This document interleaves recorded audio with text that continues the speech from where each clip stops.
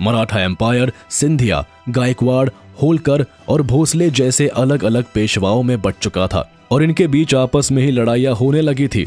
अलग अलग टेरिटरीज में कई मराठाओं ने खुद को पेशवा डिक्लेयर कर दिया था और इसी तरह रघुनाथ राव का बेटा बाजीराव सेकंड भी पुणे का पेशवा बन गया था। लेकिन जल्द ही होलकर ने विनकराव को पुणे में पेशवा की गद्दी पर बिठा दिया, जिसके बाद अपने पिता की तरह ही बाजीराव सेकंड भी अंग्रेजों से मदद मांगने पहुंच गया और साल 1802 में बसीन की ट्रीटी साइन कर ली, जिसमें अंग्रेजों ने पुणे को अपनी मिलिट्री दे दी, लेकिन उसका खर्च राजा को ही देना था। साथ ही अंग्रेजों ने रघुनाथ राव की मदद करने का भी आश्वासन दिया। ये बात मराठाओं को खल गई और सभी ने मिलकर एक बार फिर अंग्रेजों के खिलाफ जंग का ऐलान कर दिया। लेकिन इस वॉर को मराठा जीत नहीं पाए। अंग्रेजों ने इस वॉर को एक तरफा जीत लिया और रघुनाथ राव को पुणे का पेशवा बना दिया गया। इसे सेकेंड एंग्लो मराठा वॉर के नाम से जाना जाता है। इस वॉर के बाद मराठाओं की स्थिति काफी कमजोर हो चुकी थी और वो आपस में ही एक दूसरे के खिलाफ लड़ने लगे थे। मराठाओं के अंदर गायकवाड़ और पेशवा के बीच जगह जगह